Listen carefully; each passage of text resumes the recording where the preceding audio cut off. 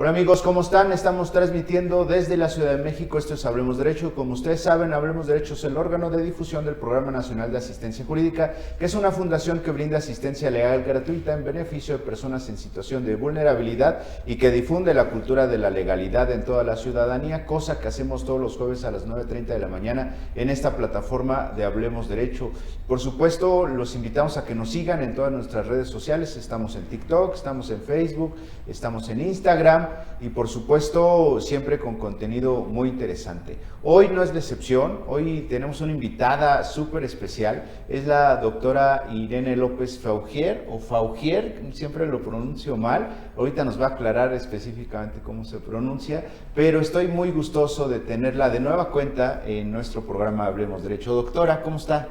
Gracias, maestro Chacón, muy bien, muy gentil por su invitación. No, apenas hicimos la publicación del cartel y mucha gente se volcó a felicitarnos, a decirnos que es una maravilla que la podamos volver a tener y la verdad yo estoy muy contento por eso. Bienvenida. Gracias. Y bueno, vamos a hablar acerca de un tema bien importante, bien interesante, muy en boga, muy actual. Acaba de ser el 8M. Vamos a hablar acerca del Día Internacional de la Mujer. Platíquenos un poco cuál ha sido el origen, cómo fue el tema de que no es como para celebrar. Platíquenos, por favor. Claro. Bueno, el origen del 8 de marzo tiene en las... digamos, movimientos laborales de las mujeres que inician en 1857. Ese es el verdadero origen, ¿no? La situación era horrible, era terrible para todos laboralmente, pero para las mujeres con mucho más razón. Entonces, ellas salieron, se volcaron en las calles de Nueva York en ese 1857, pidiendo precisamente pues que se les pagaran los sueldos reales porque ganaban mucho menos que los hombres, sus jornadas laborales eran extremas, la mínima era de 12 horas, además eran víctimas permanentes de acosos sexuales, ¿sí? Pero bueno, estas protestas fueron acalladas violentamente. Ya posteriormente, en 1908, nuevamente hay protestas, igualmente en Nueva York, reiterando estas mismas luchas, ¿no? Necesitamos el incremento de los sueldos, necesitamos la disminución de las jornadas laborales, no es posible que ya se incorporó la explotación infantil, erradicar el trabajo infantil, necesitamos el derecho al voto porque no tenían voz ni voto. Y entonces es en 1908, otra vez cuando se vuelven a manifestar en las calles de Nueva York y bueno, pues nuevamente acalladas con violencia. La tercera incursión, porque básicamente es eso, ya la tercera incursión, es el 25 de marzo, que es una fecha dramática, trágica, de 1911, porque en ese momento los dueños de una fábrica de camisas fueron quienes determinaron, en virtud de estas demandas laborales, mandaron incendiar la fábrica. Y murieron 123 mujeres, casi 3 decenas de hombres de origen judío e italiano. Y bueno, eso fue verdaderamente ya la visibilización de la brutal trato en el aspecto laboral, no solamente de las mujeres, también de los hombres, pero sí con especial referencia a las mujeres, porque como le digo, bueno, pues no tenían los sueldos que les correspondían. Hasta la fecha las mujeres siempre ganamos menos que los hombres. Las jornadas laborales suelen ser extensas. No se respeta. La doble jornada y cosas así, ¿no? Doble, triple y cuádruple, ¿verdad? Sí. Muy bien. Históricamente, la lucha por el tema de los derechos de la mujer ha venido en crecimiento. Usted me platica de los hechos lamentables que dieron origen a que se diera universalmente, mundialmente, el tema del Día Internacional de la Mujer. ¿Cuál fue el específico, la razón por la cual, sabemos que es toda una trayectoria de acontecimientos, pero cuál fue el hecho específico que motivó ya la fijación del Día Internacional de la Mujer? Bueno, le digo, las luchas laborales que fueron en distintos momentos, más o menos cercanos, 1857, 1908, 1911. Pero eso que ocurrió cuando incendian la fábrica textil, de esta fábrica de camisas, ahí es un parteaguas, ¿no? Fue el 25 de marzo, no fue el 8. No obstante, se conmemora el Día Internacional de la Mujer el día 8. ¿Sí?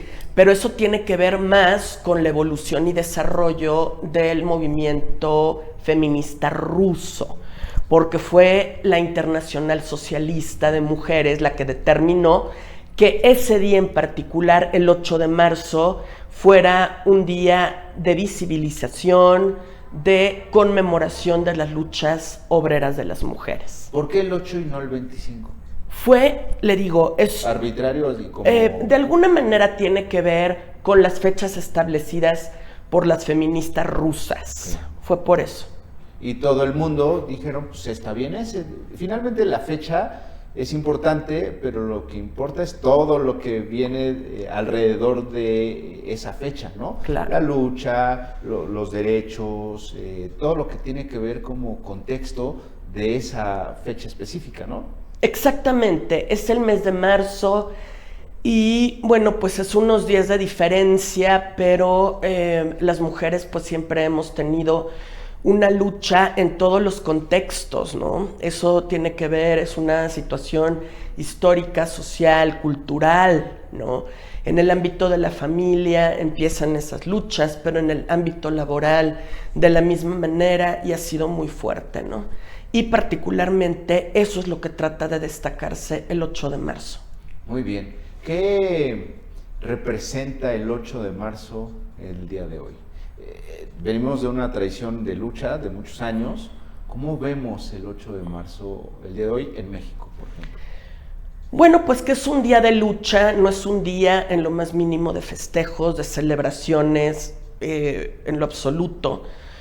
Es un día en el que tenemos que reivindicar los derechos de las mujeres, tenemos que visibilizar todo el proceso y la violencia sistemática que hemos padecido a lo largo de la vida, ¿no? Porque esto tiene siglos a lo largo de la historia, como le digo, de las distintas culturas, de las distintas sociedades, tiene que verse desde esa perspectiva, ¿no?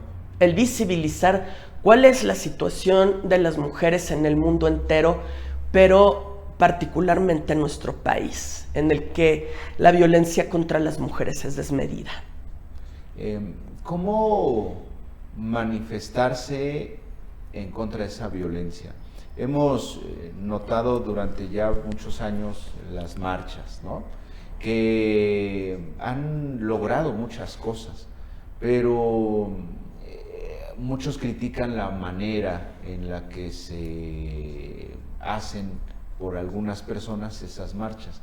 Y entonces yo lo que siempre he dicho es que obedece mucho al sentimiento, a la impotencia, claro, a todo ese tipo de cosas que engloba la violencia contra la mujer. Pero platíquenos, por favor. Por supuesto, las marchas, hay quien dice, no es la forma, ¿verdad? Porque son tan agresivas. Entonces, ¿cuál es?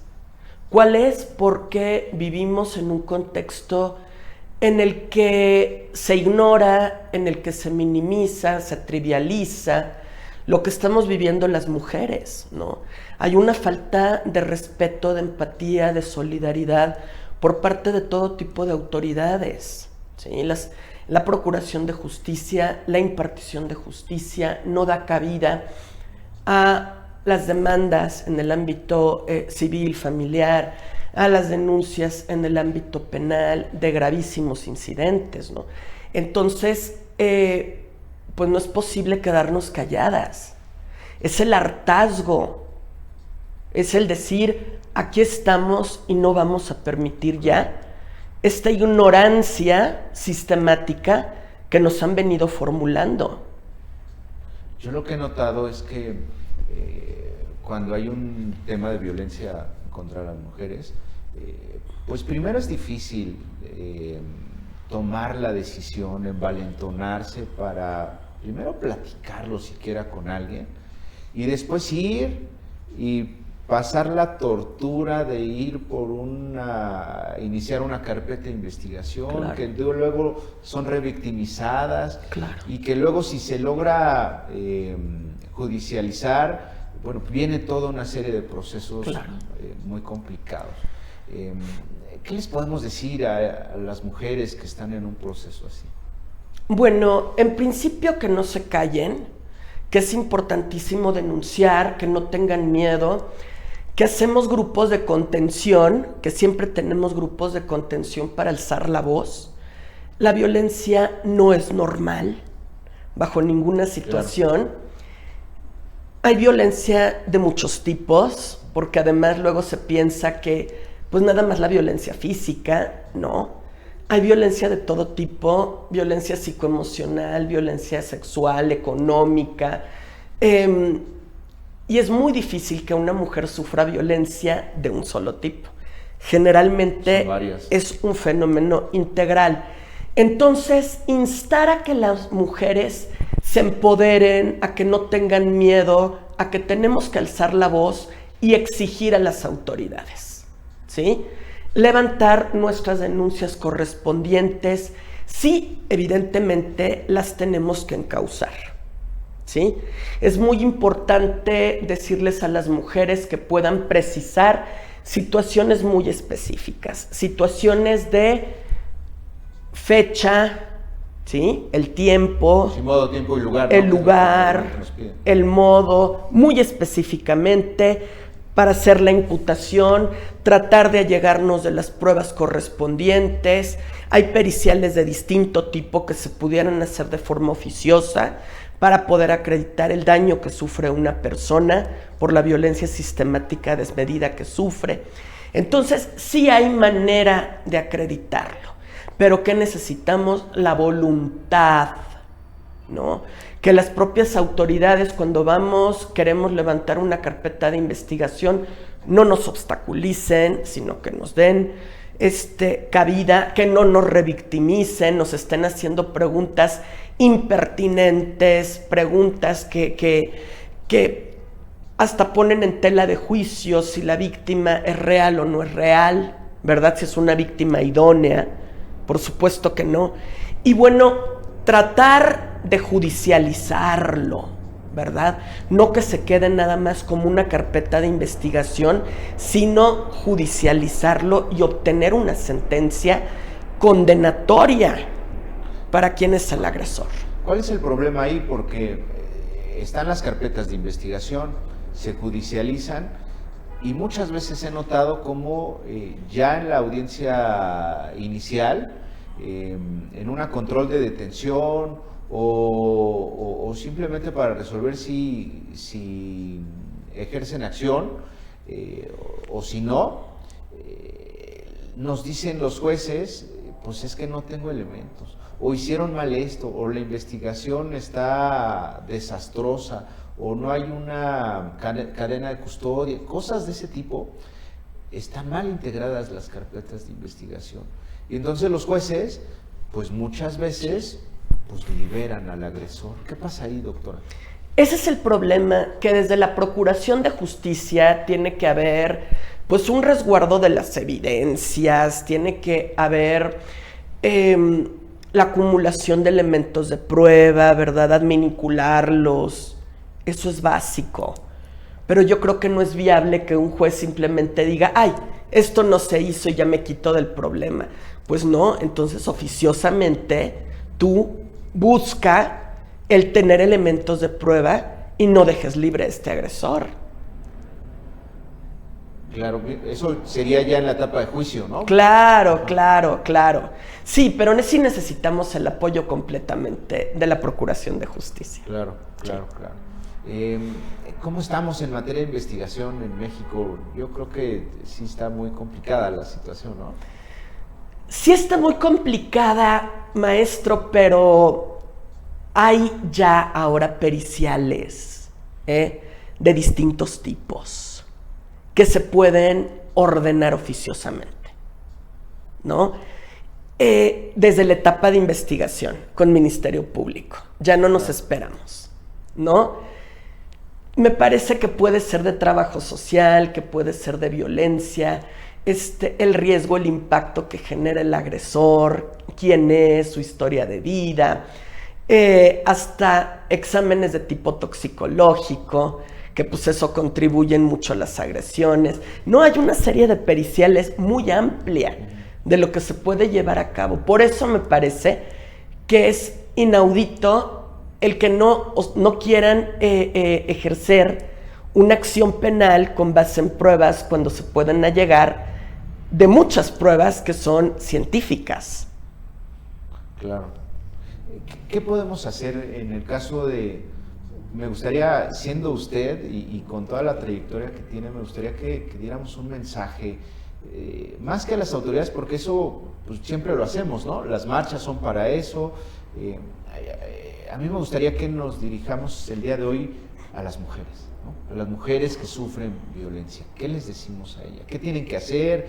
¿Cómo? Digo, hay que ayudarle también a la autoridad, hay que recolectar pruebas, ¿qué tienen que hacer?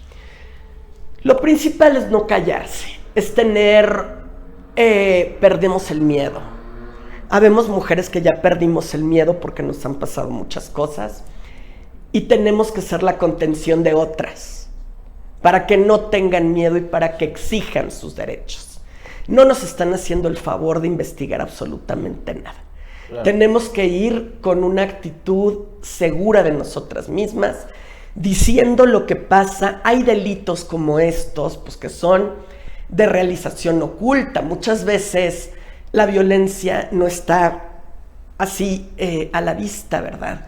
No es del dominio público, es una cuestión del ámbito privado. Entonces, bueno, si la víctima hace un relato que tiene una lógica, no nada más de situaciones de tiempo, lugar, modo, sino de toda una historia, me parece que no tendría por qué haber problema a levantar una carpeta de investigación y bien fundamentada, ¿no? Fundada y motivada. No creo que tuviera problema. ¿Cuál es la obligación de la sociedad para estos efectos? ¿Es acompañar, escuchar, creerle, como decíamos hace rato? Apoyarlas, oye, vente, vamos a hacer la denuncia, ¿no? Vamos a hacer iniciar la carpeta de investigación, oye, yo te acompaño, no sé, ¿cuál es la obligación de la sociedad respecto de la violencia? Claro, el acompañamiento es muy importante, ¿sí? El que no te atreves, lo oculto, ¿no? El decir, bueno, voy a ir, ¿cómo me van a tratar? Pero por eso hay una serie de colectivas de mujeres que tenemos experiencia y que las podemos acompañar a hacer sus distintas denuncias, ¿no? Para que se sientan empoderadas. Aquí va a pasar esto, lo que sigue es esto otro, tú no tienes por qué tener miedo.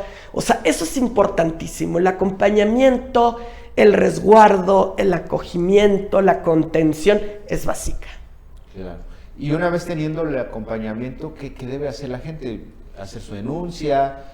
¿Aportar pruebas? Platíquenos un poco. Claro. Lo más que pueda, hacer la denuncia correspondiente, aportar pruebas, pero no abandonarla. Ese es un gran problema que yo me he dado cuenta. Claro. ¿Creen equivocadamente? Sí. Debería funcionar así, ¿no? Uno hace la denuncia así como es. En otros países y las cosas caminan solas. Aquí no. Aquí hay que estar permanentemente, aunque ya te alucinen, aunque ya te vean y ¡ay! Ahí viene esta señora con sus quejas, lo siento. No. Permanentemente. Sí, aquí vengo con mis quejas y no me voy hasta que no me dé una resolución. y les caes 3, 5 veces a la semana para ver cómo va tu denuncia. Porque si lo dejas, se olvida, ¿no? Se olvida, se trivializa, se minimiza y no estamos como para eso. ¿Qué pasa con el tema de los micromachismos? Es una cultura de muchos años en México que se ha normalizado muchas veces y que poco a poco se ha venido visibilizando el tema de los micromachismos o conductas que no son tan notorias, pero que son muy importantes, o que a veces sí son muy notorias. Platíquenos un poco, grosso modo, de eso, doctora. Pues mire, maestro, yo no le llamaría micromachismos porque estamos minimizando. Es como hacer machismos chiquitos. Ajá, ok. El machismo es machismo. Sí. ¿Sí? Entonces, el que tú vayas en contra de los derechos más elementales de las mujeres, que consideres que no tienen las mismas prerrogativas que tú, que no se merecen lo mismo, no, pues evidentemente que ya estamos en machismo puro. O sea, no hay micromachismos. Es machismo. No, es machismo. Sí. Claro.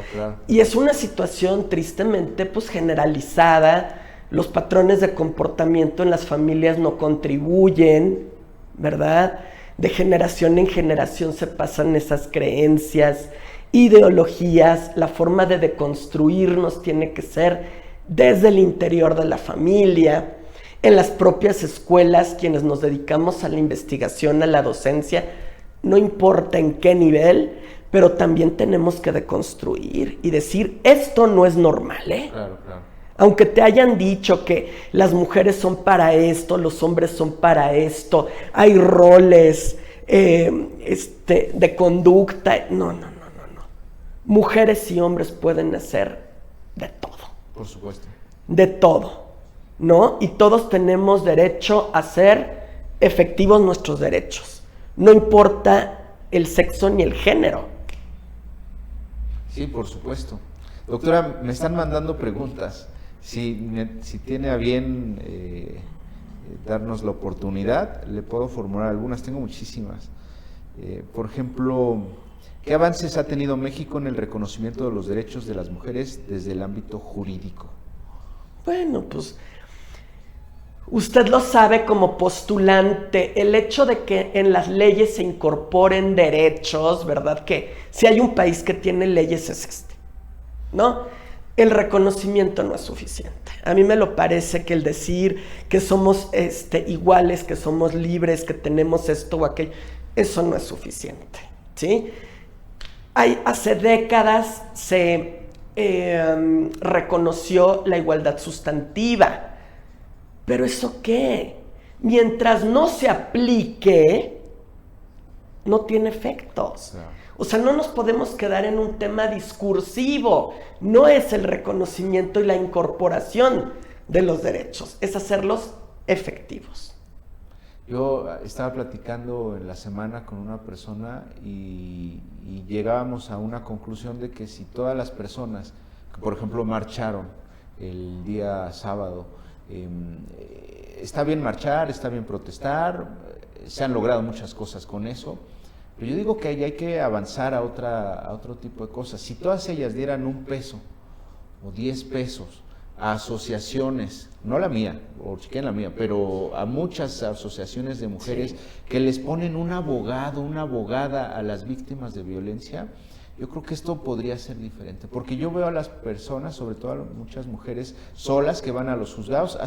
Ayer apenas fui al tribunal, a los juzgados familiares, y veía cómo trataban bien mal a una señora porque no llevaba abogado, porque no sabía, pues evidentemente no sabía cómo iba su proceso, y se aventuró a pedir un expediente, y eso solo en materia familiar, en materia penal no se diga. Yo creo que ya es momento de avanzar un poco más, por lo menos lo que concluimos en la plática de la semana. ¿Cómo ve usted? La Defensoría Pública es una vergüenza. No es posible que tú vas a pedir ayuda porque no tienes los recursos económicos para ese efecto. Y a ti, mujer que no tienes idea de nada, o no mujer, hombre, quien sea, que no tienes idea de cuestiones legales, te manden a verificar tu expediente y les tengas que ir a decir a los abogados de la Defensoría cómo va. ¿Tú cómo les expresas? Porque tú no eres abogado. Entonces sí me parece que es una falta total de respeto, que la Defensoría no hace su papel, las asociaciones no se dan abasto, tendríamos que apoyar para que todo mundo tenga una defensa. No pueden tratar mal a la gente por el hecho de ir a preguntar, ¿verdad? Oiga, ¿cómo va mi expediente? Indíqueme. No son peritos en la materia. Claro. Sí, por supuesto. Es un asco cómo te tratan en los ministerios públicos, en los propios juzgados, de todas las materias, ¿eh? Y lo que se va a venir ahora con gente que ni siquiera está preparada. Sí. Es muy dramático. Está de locura. Está de locura. Tengo otra pregunta. Ya tenemos, no sé cómo andemos de tiempo, ahorita me indican, por favor. Pero, por ejemplo, me dicen, ¿cómo se puede incorporar la perspectiva de género en la defensa jurídica para evitar revictimizar a las mujeres? Bueno, a mí me parece que la principal forma de incorporar la perspectiva de género siempre es señalando la característica de la víctima. Esta intersección, ¿sí? Las víctimas no somos hombres o mujeres, porque eso sería muy limitado. Hay que destacar. La víctima, a ver, ¿quién es? ¿Qué edad tiene? ¿Sí? Incluso, ¿qué instrucción académica tiene? ¿Pertenece a alguna etnia? ¿Es hablante de alguna lengua? ¿Es discapaz? ¿Es incapaz? ¿Qué particularidades? ¿Tiene alguna enfermedad? Porque todas estas características entrecruzan, se generan discriminaciones múltiples y ahí es donde verdaderamente nosotros tenemos que destacar, ¿sí? Esta es la perspectiva de género. No podemos poner a un agresor, a un victimario, en el mismo plano que una persona que tiene estas características y donde es clara la simetría. Sí, por supuesto. Tengo muchas preguntas, no sé cómo ande de tiempo, doctora. No, yo encantada de la vida. Perfecto.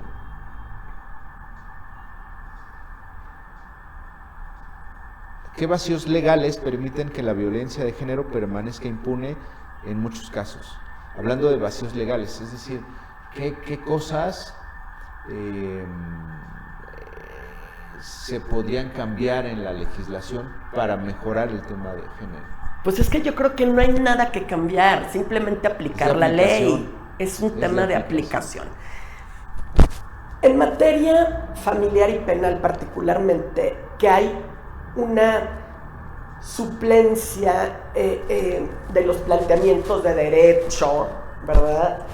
Que hay unas atribuciones oficiosas de los juzgadores, tienen que actuar, ¿sí? No es que tú les estés pidiendo, oye, haz esto.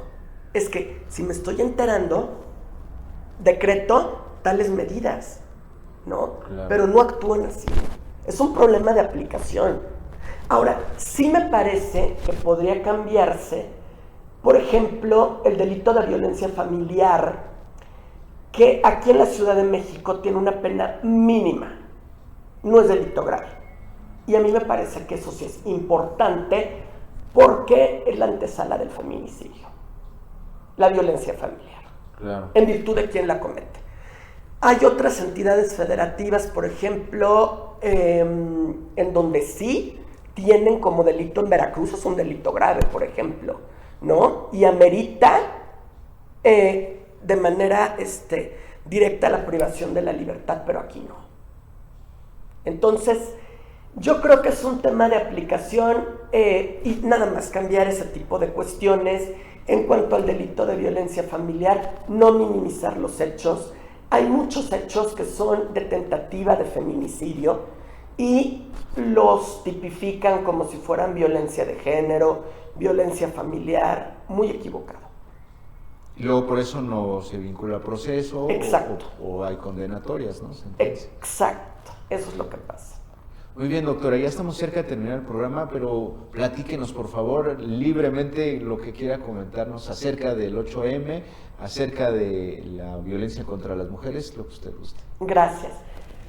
Bueno, maestro, pues me parece que debemos de instar a todas las mujeres a que se sientan seguras de sí mismas, a que tengan autoestima, a que trabajen en ellas mismas, a que entiendan que nadie puede violentarlas de ninguna manera, que si eso ocurre tienen que alzar la voz, que para eso estamos muchas compañeras del movimiento feminista, que las mujeres todavía estamos en una situación pues muy diferenciada respecto de otros grupos, respecto de los varones, que todavía las mujeres, haciendo alusión al ámbito laboral, desgraciadamente nos encontramos en estructuras, digamos, en el sector público, privado y social. Entre más alto es el puesto, hay menos presencia de mujeres, ¿no? Que tienen posibilidades decisorias para cambiar la vida de otras mujeres. La mayor parte de las mujeres nos encontramos relegadas todavía en el ámbito medio y bajo de las estructuras de todo tipo en el país. Entonces tenemos poca incidencia. Aún al día de hoy, ¿no? Aún al día de hoy. 2025. Del 2025, así es. Porque siempre dicen, no, ahorita está de moda y hacen lo que quieren y están muy empoderadas. No es cierto, ¿sí? Vivimos en un país feminicida, en un país donde la violencia contra las mujeres por el hecho de ser mujer, por salirte del riel, del huacal, como podría decirse, porque esa es la verdad, por no cumplir lo que se piensa que tienes que cumplir, te puede costar hasta la vida. En este país diariamente se asesina de 11 a 14 mujeres. En América Latina somos el segundo país en número de feminicidios, después de Brasil. Es gravísimo lo que está ocurriendo y desde el gobierno obviamente se trata de trivializar esta situación. Entonces, que nos mantengamos unidas y que esa es la forma como podemos lograr que las cosas cambien, sin miedo. Y haciendo las cosas, ¿no? Es decir, claro. Denunciando, apoyando, testificando, apoyando a las víctimas de violencia. Y estando encima de nuestras denuncias. Claro. Sobre todo eso. Sobre todo eso. Sí, sí. Usted como postulante lo sabe.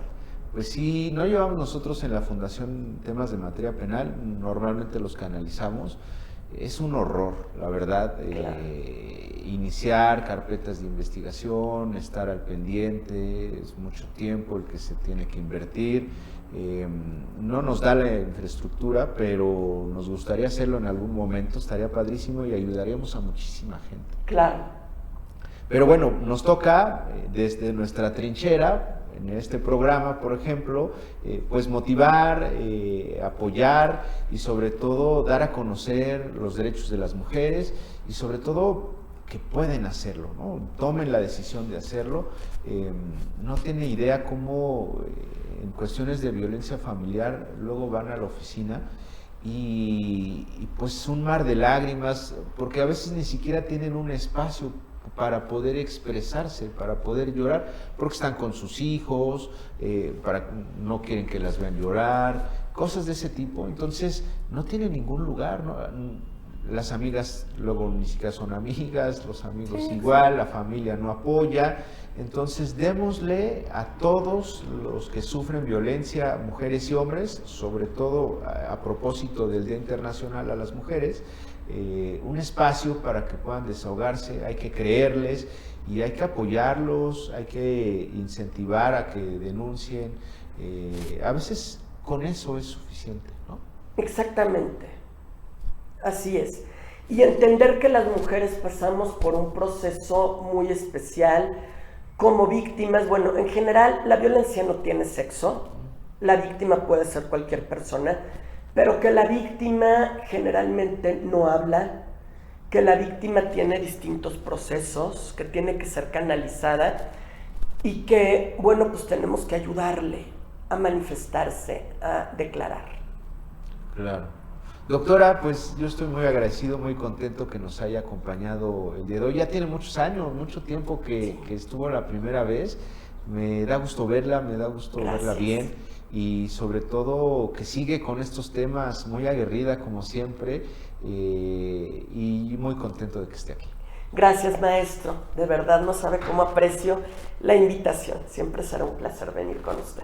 Sí, tuvimos unos problemas ahí técnicos, la conexión a internet, el tema de Facebook que no se pueden transmitir en vivos el día de hoy, pero estamos grabando este programa para lanzarlo en un ratito más. Y bueno, pues estaremos recibiendo sus comentarios con mucho gusto, sus preguntas, y si no hay inconveniente, se las hacemos llegar a usted, doctora. Será un placer. Las vamos contestando. Claro, un maestro. Un gusto. Gracias. Y queridos amigos, esto ha sido todo. Hablemos Derecho agradece el favor de su atención. Recuerden, los jueves a las 9:30 de la mañana en esta plataforma de Hablemos Derecho y en todas las que espero ya nos estén siguiendo. Tuvimos unas semanas, un tiempo de ausencia, fue enteramente mi responsabilidad, tomé un descanso, pero ya estamos aquí de nueva cuenta con las transmisiones de Hablemos Derecho. Como siempre les digo, que tengan un excelente día.